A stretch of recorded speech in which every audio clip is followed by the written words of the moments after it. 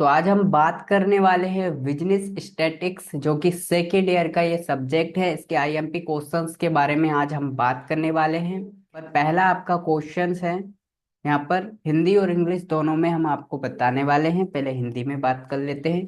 पहला क्वेश्चन है, सांख्यिकी की परिभाषा दीजिए तथा इसकी विशेषताओं पर प्रकाश डालिए। दूसरा क्वेश्चन है, सांख्यिकी के कार्यों तथा महत्वों को समझाइए। ये बहुत ज्यादा इंपॉर्टेंट क्वेश्चन मैं आपको बता रहा हूँ, इनसे ही पेपर बनने वाला है। तीसरा क्वेश्चन है, सांख्यिकीय अनुसंधान से आप क्या समझते हैं। एक सांख्यिकीय अनुसंधान का आयोजन करते समय जिन प्रारंभिक बातों पर विचार करेंगे उनका वर्णन कीजिए।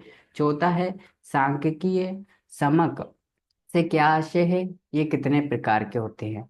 पांचवा है यहाँ पर, सांख्यिकीय समक के एकीकरण की विभिन्न रीतियां कौन सी हैं, इनमें से अधिक विश्वसनीय कौन सी है, तो वो भी बताना है।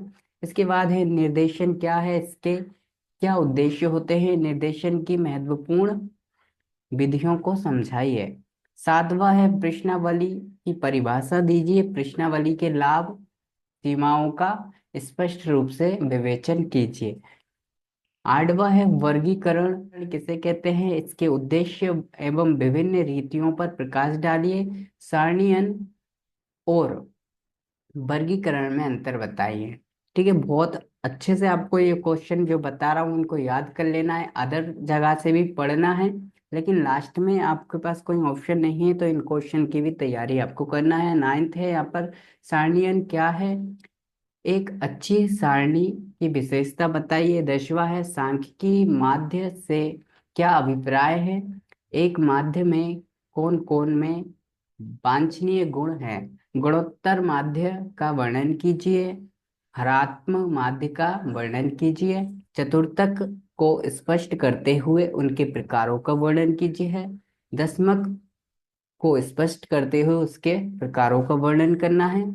15वां है यहाँ पर, शतमक को स्पष्ट करते हुए उसके प्रकारों का वर्णन करना है।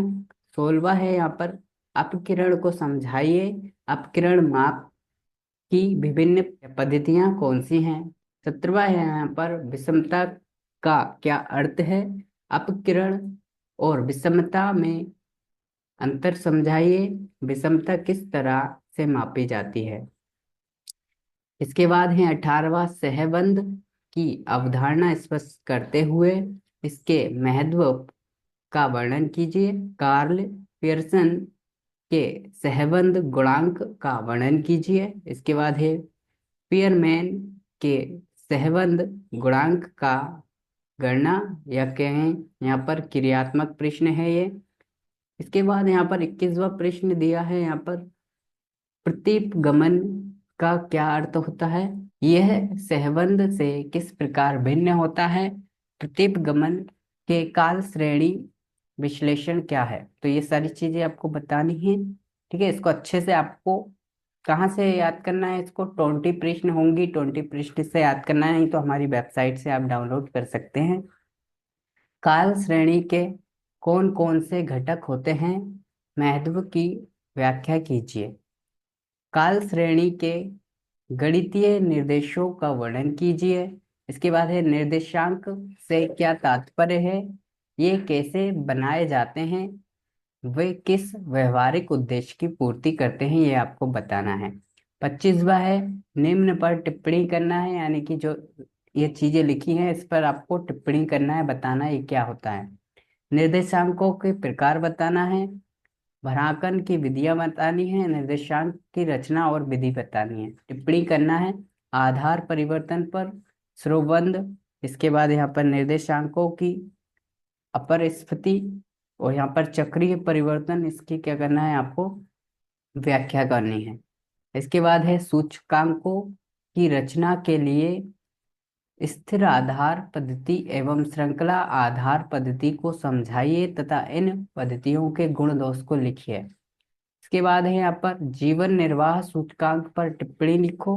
इसके बाद है, फिशर के आदर्श सूचकांक पर टिप्पणी लिखिए। इसके बाद है, चित्रों द्वारा सांख्यिकीय समांकों के प्रदर्शन की उपयोगिता की विवेचना कीजिए तथा चित्रों द्वारा प्रदर्शन की परिसीमाएं बताइए।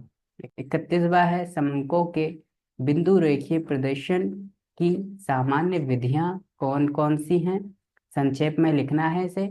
इसके बाद है अखंडित आवर्ती वितरण के लिए आवर्ती बहुभुज का वर्णन करो। इसके बाद है यहाँ पर संचयी आवर्ती बहुभुज का वर्णन करो। गुण संबंध से आप क्या समझते हैं, विभिन्न गुणों के अनुसार वर्गीकृत समंकों की संगति की जांच आप किस प्रकार करेंगे।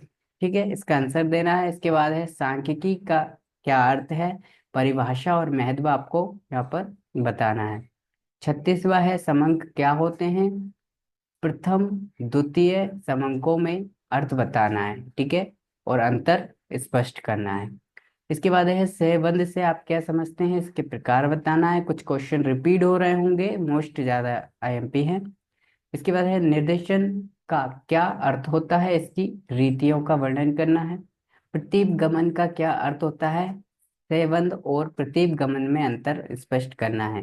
काल श्रेणी की विशेषता क्या है, ठीक है, इसका अर्थ समझाना है, इसका महत्व समझाना है। निर्देशांक से आप क्या समझते हैं, इसका विशेषता महत्व समझाना है। इसके बाद है यहाँ पर गुणबंध का अर्थ प्रकार विशेषता बताइए। इसके बाद है केंद्रीय वृत्ति के विभिन्न मापों की जानकारी दीजिए। इन सभी प्रश्नों के उत्तर मिल जाएंगे, कहाँ मिल जाएंगे, ये लिंक लगा है, यहाँ से आप 20 प्रश्न को डाउनलोड कर सकते हैं। इसके बाद ये देखिए जो क्वेश्चन मैंने अभी पढ़े हैं वही क्वेश्चन यहाँ पर इंग्लिश में लिखे हुए हैं। आप इंग्लिश मीडियम से हैं तो आपके लिए इंग्लिश में लिखे हुए हैं। अब आपको यहाँ पर आना कैसे है वो भी मैं आपको बता देता हूँ। इसके लिए आपको क्या करना है, अपने क्रोम पर आ जाना है और यहाँ पर सर्च करना है rk the great education.blogspot.com। जैसे ही आप सर्च करते हो पहली वेबसाइट आ जाती है, इस पर क्लिक कर देना है। इस पर क्लिक करने के बाद यहाँ पर आप सर्च बार में सर्च कर सकते हो। ठीक है, यहाँ पर ऊपर आपको सर्च बार दिखाई दे रहा होगा, यहाँ पर ये एआई कैरेक्टर बोल रहा है, वहाँ पे भी सर्च बार है। और आप इधर नीचे जाओगे तो यहाँ भी आपको एक सर्च बार देखने को मिलेगा, क्लिक करके आपको सर्च करना है business statics second year IMP question. Same to same लिखोगे तभी आ पाएगा। ठीक है, तो यहाँ पर हम सर्च कर देते हैं तो वही पोस्ट यहाँ पे खुल जाएगी, ये देखिए खुल चुकी है। ये इस पर हम क्लिक करेंगे तो वापस हम उस पोस्ट पे पहुंच जाएंगे जिस पे हम अभी पढ़ रहे थे। बाकी कोई भी क्वेश्चन हो उस क्वेश्चन को आप कमेंट बॉक्स में टाइप कर सकते हैं। चलिए मिलते हैं नेक्स्ट वीडियो में। जय हिंद, जय भारत।